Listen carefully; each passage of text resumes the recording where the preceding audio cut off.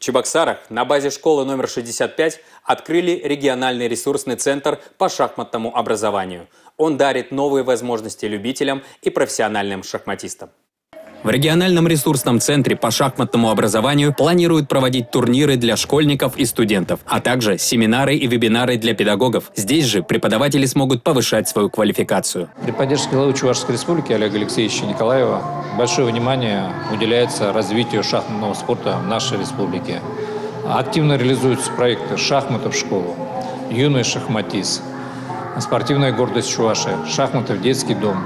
В 2 вузах у нас открыты школы имени международных гроссмейстеров Анатолия Карпова и Сергея Корякина. Все это дает свои результаты.